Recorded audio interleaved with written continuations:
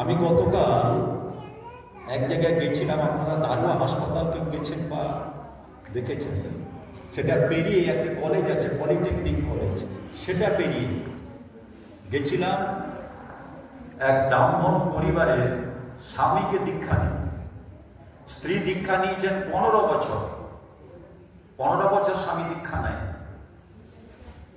আমার সঙ্গে 1 মাস আগে গতকালের ডেটটা হয়েছিল। এবার আমি গেছি দীক্ষা দিয়ে চলে আসবো, আধ ঘন্টা লাগবে, 1 ঘন্টা লাগবে। কি হলো জানেন, সেখানে দিনে সৎসঙ্গের আয়োজন করে ফেলেছে, মাইক টাইক দিয়ে তার স্ত্রী। মানে এত আনন্দ যে স্বামী দীক্ষা নিচ্ছে, যেটা আজ পর্যন্ত পারেনি। এবং যখন সৎসঙ্গ বাড়িতে তার হতো, স্বামী থাকতেন না। কালকে সেই স্বামী সৎসঙ্গের আগে দীক্ষা নিয়েছেন। আমি বলে গেছি আমি সৎসঙ্গের আগে দীক্ষা হবে, 5টার সময় পৌঁছাবো, 6টার ভিতরে দীক্ষা, তারপরে সৎসঙ্গে থাকতে হবে স্বামীকে। যে স্বামী কোনোদিন থাকেনি সেই স্বামী সৎসঙ্গে থাকলেন, সৎসঙ্গের পরেও থাকলেন। আমি আসা পর্যন্ত দাদা আবার কবে আসবে। আনন্দটা কি? স্বামী স্ত্রী দূরত্ব থাকলে আনন্দ, না কাছাকাছি থাকলে আনন্দ? স্বামী স্ত্রী কাছাকাছি থাকে, স্বামী স্ত্রী এক জায়গায় ঘুমায়, তো এটা তো নিয়ম, এটা তো সৃষ্টি। তাহলে স্বামী স্ত্রী 4 ঘন্টা 5 ঘন্টা একসঙ্গে থাকলো, বাকি ঘন্টাগুলো 20 ঘন্টা আলাদা থাকে কেন? যে আনন্দ নিয়ে বিবাহ শুরু হয়, সে আনন্দটা বিষাদে কিছু ক্ষেত্রে পরিণত হয় কেন? আনন্দ তো সানাই বাজবে, আলো আসবে, মাইক বাজবে, আনন্দ তো নাকি? কিছু ক্ষেত্রে বিষাদ আসে কেন? যে আনন্দ নিয়ে, যে যজ্ঞ নিয়ে, যে পুরোহিতকে দিয়ে মন্ত্র, বেদ মন্ত্র পাঠ করে নাকি আপনার হোম যজ্ঞ করে শুরু হয়, সেই শুরুটা আমি ধরে রাখতে পারি না। তার মূল কারণ হচ্ছে কি, আমার জীবনে কোনো আরাধ্য নেই, কোনো আদর্শ নেই, কোনো জীবন্ত ভগবান নেই। গত কয়েকদিন আগে বাসন্তী পুজো হয়েছে, আমি গেছিলাম উড়িষ্যা। প্রচুর মানুষ, সব মানে শিক্ষিত বলা যায় এবং ধনী বলা যায়। যে বাসন্তী মায়ের অষ্টমীর দিন এক জায়গায় প্রোগ্রাম, নবমীর দিন উড়িষ্যা গেছিলাম। একবার এসি ট্যাক্সিতে, যারা দীঘা গেছেন, চন্দনেশ্বর গেছেন, সেখান থেকে এসি ট্যাক্সি করে গেলাম সৎসঙ্গে। এবার সৎসঙ্গে প্রায় 4 জন ঋত্বিক দেবতা, লাস্টে আমি ছিলাম। প্রথম কথা হচ্ছে, বাসন্তী মায়ের অর্চনা বন্দনাকে কেন্দ্র করে সৎসঙ্গ। আমার প্রথম প্রশ্ন, যে বাসন্তী মা জীবন্ত তো নাকি? হ্যাঁ দাদা জীবন্ত। তাহলে মাটির প্রতিমা, তাকে জীবন্ত প্রাণ প্রতিষ্ঠা করে পুজো করা হচ্ছে। হ্যাঁ দাদা। তাহলে প্রাণ প্রতিষ্ঠা করে তাকে পুজো করা হচ্ছে। সৎসঙ্গের পরে আপনারা ওই বাসন্তী মায়ের সামনে যে গেটটা আছে, গেটটা চাবি লাগিয়ে চলে যাবেন, না কেউ ঘুমাবেন এখানে? কেউ ঘুমাবে না, সব গেটে চাবি লাগিয়ে চলে যাবে। আবার পরের দিন সকালে ব্রাহ্মণ আসবে আর আমরা আসবো। এই তো জীবন্তের প্রমাণ। মাটির প্রতিমা খুঁজিস নে তোরা, মাকে কি তোরা খুঁজিস নে? প্রতিমার মাঝে প্রতিমা বিরাজে, তাও কি তোরা বুঝিস নে? তাহলে মাটির প্রতিমাকে প্রাণ প্রতিষ্ঠা করলাম, পুষ্পাঞ্জলি দিলাম, ভোগ নিবেদন করলাম, আরতি করলাম। 10টার সময় তুমি একা থাকো মা, আমি গেলাম আমার বাড়িতে, কেননা ফ্যানের নিচে আমাকে শুতে হবে। আর প্রকৃত ভক্ত যে, সে কিন্তু মাকে ছেড়ে যাবে না। 4 দিন রইল তোমার সুখ, রইল তোমার যাবতীয় যা কিছু, আমার সুখ স্বাচ্ছন্দ্যের যা কিছু উপকরণ, মাকে ছাড়া আমি যাব না। সে ভক্ত খুঁজে পাওয়া যাবে? তোমার জন্যই জীবন, তোমার জন্যই আমার মনুষ্যত্ব, তোমার জন্যই আমার স্ত্রী, তোমার জন্যই আমার বাবা, তোমার জন্য মা, তোমার জন্যই সম্পদ। অভাব সেই জায়গা। কেন অভাব? অভাবটা এই জায়গা। আজকে যে সৃষ্টি হবে তো নাকি, নাতির বিয়ে তো সৃষ্টি হবে, স্বামী এবং স্ত্রী, একটা পুরুষ এবং নারীর মিলনের ফলে সৃষ্টি, এবং সেইটি হচ্ছে ঘর। বলা হয় না বিয়ে বাড়ি, বিয়ে ঘর বলা হয়, সেইটি ঘর, এ পাকা ঘর নয়। কেন না, এক পুরুষ এবং নারীর মিলনের ফলে সৃষ্টি হচ্ছে, ঘর তৈরি হচ্ছে। সে ঘরটা ইটের ঘর নয়, মাটির ঘর নয়, পাথরের ঘর নয়, ভালোবাসার ঘর। তাহলে যেখানে ভালোবাসার ঘর দিয়ে সৃষ্টি হয়, সে ভালোবাসা দূরত্ব হয়ে যায়, হতে পারে কোনোদিন? কাঁথিকোটের উকিল বলছে, দাদা এখন বেশি কেস হচ্ছে বিবাহ বিচ্ছেদ। আমি কি বলেন, বিবাহ কোনোদিন বিচ্ছেদ হয়? দাদা এখন তো হচ্ছে। ঠাকুর অনুকূল চন্দ্র কি বলছেন? বিবাহকে খেলনা ভাবিও না। যেখানে একটা পুরুষ এবং নারীর জীবন এবং জনন জড়িত, পুরুষ নষ্টে যায় না রে জাত, মেয়ে নষ্টে জাত উপকার। কোন মেয়ে আসবে আমার স্ত্রী হয়ে? কোন মেয়ে আসবে? নির্বাচন কে করেছে? বাবা করেছে, মা করেছে, গুরুজন করেছেন, আমি করেছি। প্রথম পরীক্ষা এখানে তোমার শ্রদ্ধার পরীক্ষা। তুমি যাকে শ্রদ্ধা করো, তোমার বাবা মাকে, সেই তোমার নির্বাচন পাত্রী। সেখানে যদি আমি দুর্বল হয়ে যাবে না, বাবা মা তুমি দেখো, কিন্তু আমার নির্বাচন শেষ নির্বাচন। আমি যখন পছন্দ করব সেই মেয়ে আমার জীবনে আসবে। ঠাকুর বলছেন, পুরুষ মাগে নারীর প্রণয়, নারী মাগে টাকা, এমন করে চলতি জগৎ বাঁচা বাড়ায় খানা। পুরুষ মাগে নারীর প্রণয়, নারী মাগে টাকা।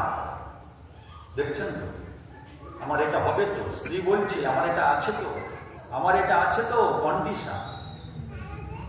সব ঘরে নয়, বেশিরভাগ ঘরে, যেটা আগে ছিল না। এমন করে চলতি জগৎ বাঁচা বাড়াই খানা। আবার কি বলছেন? নারীর খেয়াল করতে তামিল, করছিস কি যে কি নিয়ত, ইষ্টনীতি চুলোই গেল করতে তারে অনুমতি। বাবা মা সেখানে দ্বিতীয় শ্রেণী, প্রথম শ্রেণী আমার স্ত্রী। এখানে স্ত্রী দেখছেন তো, 12 বছরে বিয়ে হয়েছিল। এখানে স্ত্রীর মাথায় কাপড়টা আছে। আর ঠাকুর অনুকূল চন্দ্র বলছেন, তোদের বড় বউ, তোদের বড় মা যদি নারী, তোদের ঠাকুর যদি নারী দেহ নিয়ে জন্মাত, তার যে রূপ হচ্ছে সে হচ্ছে বড় বউ। তাহলে ঠাকুরের নারীর রূপ হচ্ছে বড় মা। আর বড় মা যখন বিয়ে হয়, বড় মা যখন বিয়ের পরের দিন শ্বশুর ঘরে আসছেন, তখন বড় মার যিনি মা ত্রিনয়নী দেবী, তিনি বলছেন, ষোড়শী শ্বশুর বাড়ি যাচ্ছিস, শ্বশুর শাশুড়ির কোনো কথাই না বলবি না। 12 বছরের মেয়ে তো পালন করতে পারবে তো? আমরা মনে করি বয়স, বয়স কিচ্ছু না। টান, শ্রদ্ধা, এগুলো তোমার জীবনের চাবিকাঠি। বাক্সের চাবিকাঠি দেখা যায়, এই চাবিকাঠি কি হয়? তোমার কর্মে প্রকাশিত হয়। কেননা শ্রদ্ধার চাবিকাঠি নিয়ে এসছি আমি শ্বশুর ঘরে। শ্রদ্ধা শেখানোকে মা শিখিয়েছেন, বাবা শিখিয়েছেন। তাহলে শ্বশুর ঘরে 12 বছরের মেয়ে কি নিয়ে এলো মায়ের কাছ থেকে? গা ভর্তি গয়না নয়, আর বাক্স ভর্তি শাড়ি নয়। কি নিয়ে এলো? আশীর্বাদ। শ্বশুর শাশুড়ির কোনো কথাই না বলবি না। তাহলে যে রান্না বড় মা জানেন না, সে রান্নাও বলছেন আমি জানি। তাহলে রান্না খারাপ হয়ে যাচ্ছে, কিন্তু না বলতে শিখুন। এবার স্বামী কি বলছেন ঠাকুর অনুকূল চন্দ্র, এখনকার দাদারা মানে আমাদের মতন দাদারা স্ত্রীদের নাম ধরে ডাকে।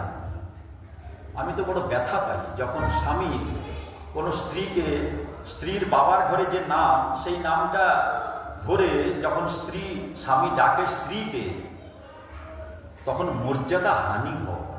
স্ত্রীকে যথাযোগ্য মর্যাদা আমি দিতে পারছি না। ঠাকুর বলছেন, বড় বউ তুমি আমার বাড়ি এসছো, তোমার প্রথম কর্তব্য হচ্ছে আমার বাবা মা যাতে সুখে থাকেন, আনন্দে থাকেন, শান্তিতে থাকেন, তাই তুমি দেখবে। আমার দিকে তোমাকে তাকাতে হবে না। তাহলে ঠাকুর অনুকূল চন্দ্র, আমি ঠাকুর বাদ দিলাম, দেবতা বাদ দিলাম, ভগবান বাদ দিলাম, তিনি আদর্শ স্বামী। আর স্বামীর মুখ থেকে কি বেরাচ্ছে? বড় বউ। যে মানুষটা একদিনও নয় কয়েক ঘন্টা আগে আমার বাড়িতে প্রবেশ করে। স্বামী কি চাইল? স্বামী চাইল তার বাবা মা যেন আনন্দে থাকে, স্ত্রী যেন সেটা দেখে। আজকে আমরা কি পেলাম? পেলাম সন্তান পেলাম। কোন সন্তান?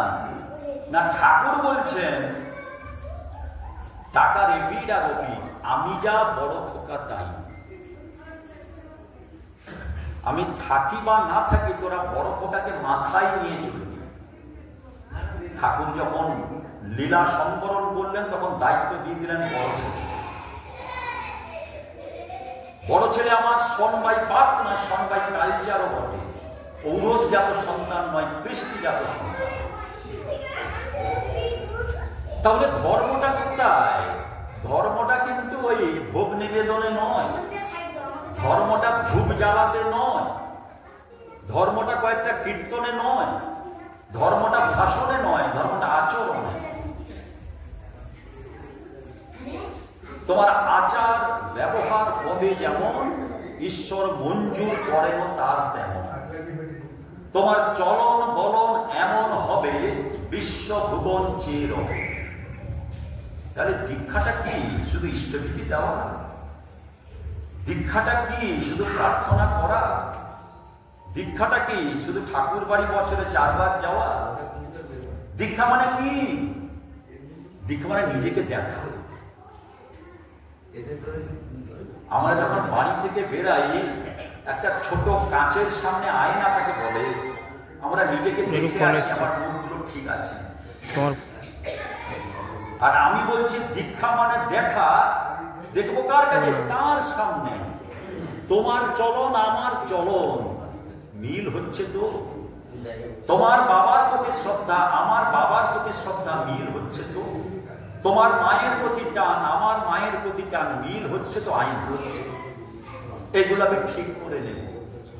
মুখ ঠিক করা 2 মিনিট, জীবন ঠিক করা আজীবন। আর জীবন ঠিক করতে গেলে তাকে ভালোবাসতে হবে। তাকে যদি সিংহাসনের ঠাকুর করে দিই আর ফুল তুলসী জল দিই, তাহলে জীবনে কিচ্ছু হবে না। নইব নইব চোখ। কালকে সে মা বলছেন, দাদা আমার এতদিনের সাধনা আজকে সফল হলো, আমার স্বামী ইষ্টকে গ্রহণ। দাদা এই স্বামী যদি 10 বছর আগে দীক্ষা নিত, এখন তার বয়স 50 বছর, যদি আরো 10 বছর আগে দীক্ষা নিত, তাহলে আরো সংসার আমার আরো ফলে ফলে ভরে যেত। কেন? আনন্দ। তাহলে জীবনটা কি? জীবনটাতে যুক্ত হও, যুক্ত হও। নাস্তি বুদ্ধি রজুক্তস্য ন চা যুক্তস্য ভাবনা ন চাবে ব্যত শান্তি রসান্ত সুপ্ত সুখম। শ্রীকৃষ্ণ বলছেন অর্জুন, নাস্তি বুদ্ধি রজুক্তস্য, অযুক্ত যে বুদ্ধি, অযুক্ত যে ভাবনা। অযুক্ত বুদ্ধি মানে যে বুদ্ধিতে তিনি নেই, যে ভাবনাতে তিনি নেই, তিনি বিযুক্ত। সেখানে সুখ নেই, সেখানে শান্তি নেই। তাহলে দীক্ষাটা কবে নেব? বোম্বেতে থাকে একজন দাদা, তিনি বলছেন, দাদা দীক্ষা তো নিয়েছিলাম 10 বছর আগে। আমি কেমন আছেন দাদা? এত আনন্দ। বোম্বেতে থাকি, আবার চাকরিস্থলে কখনো যাই, ম্যাড্রাসে আবার কখনো যাই ট্রান্সফার। তবে দীক্ষা নিয়েছিলাম বলে আমার জীবনে একটা জিনিস উপলব্ধি করেছি যে বাবা মা কে এটা চিনতে পেরেছি। সংসার জীবনে যে অকৃতকার্য, আধ্যাত্মিক জীবন তার অনসার্য। আজকে আমার শত কানাইদার বিবাহের উপলক্ষে সৎসঙ্গের আয়োজন করেছে। এবার বিবাহের উপলক্ষে যে সৎসঙ্গের আয়োজন করেছে, সৎসঙ্গ কি শেখায়? সৎসঙ্গ বাঁচতে শেখায়, চলতে শেখায়। সৎসঙ্গ ভালোবাসতে শেখায়, সৎসঙ্গ শ্রদ্ধা শেখায়। সৎসঙ্গ কি শেখায়? না টান শেখায়। তাহলে আমি যে আদর্শ স্বামী হতে যাব, আমাকে শেখাচ্ছে কে? আমি যে আদর্শ স্ত্রী হতে যাব, আমাকে শেখাচ্ছে কে? অভাবটা এই জায়গা। ছেলে বড় হয়েছে, বিয়ে দিতে হবে। আমি বলবো কি জানেন, ছেলে বড় হয়েছে বিয়ে না দিয়ে ছেলে বিবাহের যোগ্য হয়েছে তাকে বিয়ে দেয়।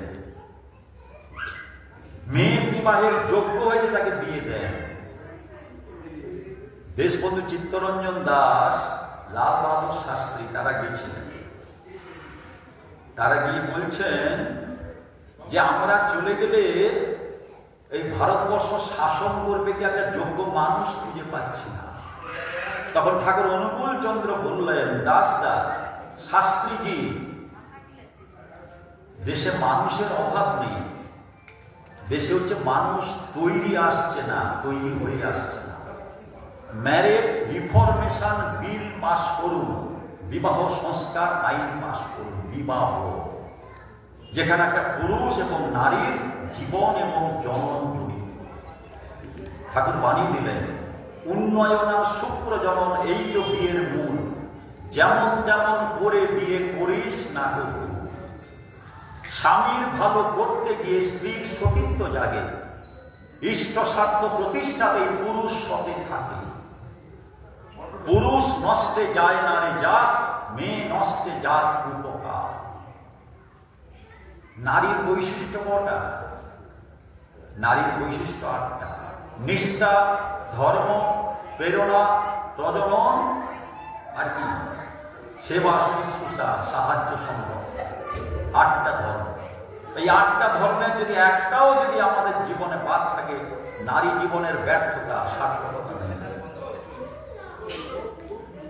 আজকে ঠাকুর অনুকূল চন্দ্রের ধর্ম মানে শুধু প্রার্থনা করে দিলাম নয়, কৌটা থেকে 1 টাকা নিয়ে আর একটা কৌটায় রাখলাম, সেটা বড় কথা নয়। আমার টান বাড়ছে কিনা, আমি বাবা হতে যাচ্ছি, আমি মা হতে যাচ্ছি, কিন্তু বাবা এবং মা হওয়ার যে উপকরণ আমি আমার বাবার কাছ থেকে পেয়েছি। তো আমার মা যখন কথা বলতেন আমার জেঠুর সঙ্গে, আমি মাঝখানে দেখছি মার এতখানি ঘোমটা। আমার জেঠু মানে বাবার যিনি দাদা, মা ঘোমটা উঠছেন না। আমি মাধ্যমে কথা জেঠুকে বলছি, মার যে আস্তে আস্তে কথা। কেন? শ্রদ্ধা। আমার যিনি ভাসুর তার প্রতি আমার শ্রদ্ধা। শিখছে কে? শিখছি আমি। আমার ছেলে পরে, আমার মেয়ে পরে, আমি শিখছি। কার কাছ থেকে? তার কাছ থেকে। বড় মা পান সাজাচ্ছেন ঠাকুর অনুকূল চন্দ্রের জন্য। বাতাসে মাথার কাপড়টা পরে গেছে রাত 4টার সময়। মাথাতে কাপড় খুলছেন বড় মা। বড় মার যিনি সাহায্যকারিনী তারা বলছেন, ঠাকুর তো এখানে নেই, কাপড়টা না তুললেও তো হবে। বড় মা বললেন, কি বললি? ঠাকুর এখানে নেই, ঠাকুর যে আমার হৃদয়ে আছে। বাস্তবভাবে তিনি দূরে আছেন, কিন্তু আমার অন্তরে তো আছেন। তাহলে বড় মার পাশে যারা থাকেন তাদের স্বামী নিষ্ঠা, বড় মার স্বামী নিষ্ঠাা আলাদা। ঠাকুর বলছেন, আমার গায়ে যে মাছিটা বসেছে সেও কিন্তু ভগবান হয়ে যাবে না। আমার পিছনে যে পাখা বাতাস করছে তারও কোনো কোনো সময় অবিশ্বাস, ইনি কি ভগবান? হয়তো কাছে পাখা বাতাস করছে। তাই আমার সঙ্গে থাকা, আমার কাছে থাকা এক কথা নয়। আমি লাইনটা পড়লাম জানেন, এই একটা লাইন আমার সঙ্গে থাকা, আমার কাছে থাকা এক কথা নয়। স্বতন্ত্র ঠাকুর অনুকূল চন্দ্র স্রষ্টা। আসবে তার মায়ের গর্ভে কে আনবে? তোমার সাধনা আনবে, তোমার তপস্যা আনবে, তোমার ভক্তি আনবে, তোমার শ্রদ্ধা আনবে, তোমার বিশ্বাস আনবে। আমার কানাইদা ভালো কর্ম করছেন কি না সৎসঙ্গ করছেন। সৎসঙ্গ কি? সৎসঙ্গ মানে ঠাকুর, সৎসঙ্গ মানে ফুল দিয়ে সাজানো, সৎসঙ্গ মানে গান কীর্তন। আর ঠাকুর অনুকূল চন্দ্র বললেন সৎসঙ্গ কি জানিস? সৎসঙ্গ স্বর্গে ওঠার সিঁড়ি। ঠাকুর কি বললেন? সৎসঙ্গ স্বর্গে ওঠার সিঁড়ি। তাহলে স্বর্গ কোথায়? উপরে। ঠাকুর বললেন সৎসঙ্গ স্বর্গে ওঠার সিঁড়ি। আর স্বর্গ কোথায় জানিস? ভালোবাসাই স্বর্গ। সৎসঙ্গ ভালোবাসতে শেখায়, সৎসঙ্গ ভালোবাসতে শেখায়, আর ভালোবাসা নরকে স্বর্গ স্থাপন করে। কি কথা দেখুন, ভালোবাসা নরকে স্বর্গ স্থাপন করে। কেন বাবা বৃদ্ধাশ্রমে যাবে? কেন বাবাকে ছেড়ে ছেড়ে চলে যাবে? কেন মাকে ছেড়ে ছেড়ে চলে যাবে? কেন যায়? যেত না তো আগে 10 জন 15 জন 7 জন 8 জন ছেলে নিয়ে মা ঘর করতেন। উদ্দেশ্য কি? স্বামীকে খুশি করা। আর বর্তমান জল, চোখের জল, মায়ের চোখের জল। কেন না? বৌমা আমার কথা শোনে না, ছেলে আমার কথা শোনে না। বলে আমার জীবনে কথা বলা ভগবান নেই। আমার জীবনে শীতলা মূর্তি, আমার জীবনে কালী মূর্তি, আমার জীবনে লক্ষ্মী মূর্তিকেই পুজো করি। পুজো তুমি করো না, ফুলটা দাও আর নকুল দানাটা দাও। এটা পুজো নয়। পুজো মানে বর্ধনা। যাকে পুজো করব তার গুণগুলি আমার ভিতরে বিকশিত হয়ে উঠবে। মা শীতলার গুণ, মা কালীর গুণ, মা লক্ষ্মীর গুণ, মা দুর্গার গুণ, মা চণ্ডীর গুণ আমার ভিতরে বিকশিত হবে, তবেই পুজো সার্থক। তাই ঠাকুর বলছেন বিশ্বপ্রভুর হয় না পূজা ফুল তুলসী গঙ্গা জলে, অনুশীলনী কৌশল ছাড়া জ্ঞান হবে না। ঠাকুর আপনি কি বললেন? বলে এটা পুজো নয়, এটা হচ্ছে আরম্ভ। কোন পুজো সার্থক? পুজো 3 রকমের, সাত্বিক পুজো, রাজসিক পুজো, তামসিক পুজো। শ্রেষ্ঠ পুজো হচ্ছে সাত্বিক পুজো। ঢাকে ঢোলে করলে পূজা, জানবে না কো জগৎ জনে, চুপি সারে করলে পূজা। ঢাকে ঢোলে করলে পূজা, অহংকার হয় মনে, চুপি সারে করলে পূজা, জানবে না কো জগৎ জনে। এই বাণী দেখুন, ঢাকে ঢোলে করলে পূজা, অহংকার হয় মনে, চুপি সারে করলে পূজা, জানবে না কো জগৎ জনে। মহাপ্রভুর কীর্তন হচ্ছে। আমি এক জায়গায় গেছি, রাত 3টার সময় যখন উঠেছি তখন দেখি ওই 7 জন মানুষই কীর্তন করছে। গৃহস্বামী কিন্তু নাক ডেকে ঘুমাচ্ছে। পরের দিন সকালে বললাম, দাদা কীর্তন যে করলেন আপনি কতক্ষণ শুনেছেন? দাদা কালকে যে 2000 মানুষ প্রসাদ নেবে, যদি রাত্রে বিশ্রাম না করি তারা যে খাওয়া দাওয়া করবে, তাহলে তাদের আতিথেয়তা করতে পারবে। তাহলে মহাপ্রভু তুমি একা থাকো, আমি কিন্তু ঘুমাতে যাচ্ছি, কিন্তু অষ্টপ্রহর নাম করছি, 24 প্রহর নাম করছি, কিন্তু আমি তোমার কাছে নেই। ফাঁকি দিলেই পেতে হবে তা। ছেলে দেখছে আমার বাবা টাকা নিয়ে ঘাটাঘাটি করে না, ঈশ্বরকে নিয়ে ঘাটাঘাটি করে। ছেলে দেখছে আমার বাবা ঠাকুরের কাছে কতক্ষণ বসে। বৌমা দেখছে আমার শ্বশুর শাশুড়ির মনোমালিন্য হয় না, শান্তি থাকে।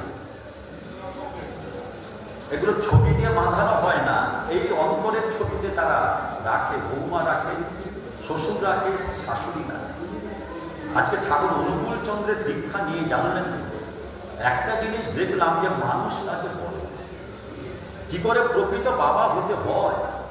কি করে প্রকৃত মা হতে হয়, কি করে প্রকৃত সন্তান হতে হয়, কি করে প্রকৃত স্ত্রী হতে হয়, কি করে প্রকৃত স্বামী হতে হয় শিখালাই। আমি যদি দীক্ষা না নিই কি হবে? কালী পুজোর মানসিক হয়েছে, পাঁঠা বলি দেওয়া হবে। সেই মানুষ দীক্ষা নিল, দীক্ষা নেওয়ার পরে ঠাকুর তো বলি পছন্দ করেন না। এবার শ্রী দাদার কাছে সে দাদা গেছেন, আমি তো দীক্ষা নিয়েছি, এবার কালী পুজো তো করতে হবে, মানসিক বলির মানসিক করেছি, কি হবে? শ্রী দাদা বললেন, তুমি কালী পুজোর সামনে, কালী মার সামনে বলি দেবে, ঠাকুর তো বলি পছন্দ করেন না। বলে হ্যাঁ, সেইটাই তো শুনে আমি ভাবছি কি করব, মা কালী তো দুষ্ট হবেন বলি যদি না দিই। এবার শ্রী দাদা বললেন, বলি দেওয়া লাগবে না, তাহলে না ওই সৎসঙ্গ বড় করে করো, ওইটাই তোমার পথ। আজকে আমরা আমাদের জীবনে মূল্যায়ন করি না। আমার উদ্দেশ্য কি, আমার কর্ম কি, আমার চিন্তা কি, আমার ভাবনা কি, এইসব বিষয় শিথিলতা সত্যি। যখন ভাবি কেন ছেলে এমন হলো, কেন স্ত্রী এমন হলো, কেন বাবা এমন হলো, কেন মা এমন হলো, আর আমি তো ঠিক না। আর তখনই দেখবেন ওই ঘর তৈরি ভুল হয়েছে। ঘর তৈরি মানে বিবাহ, আর বিবাহ আর দাম্পত্য জীবন ফাটো, আর তখনই বিচ্ছেদ, তখনই অবসাদ, তখনই হিংসা, তখনই মারামারি। তাই অনুরোধ করি, নিবেদন করি, বিবাহ জীবনে বিবাহটাকে ধরে রাখতে হবে। কিসে ধরে রাখবেন? ভাবনায়, চিন্তায়, কর্মে।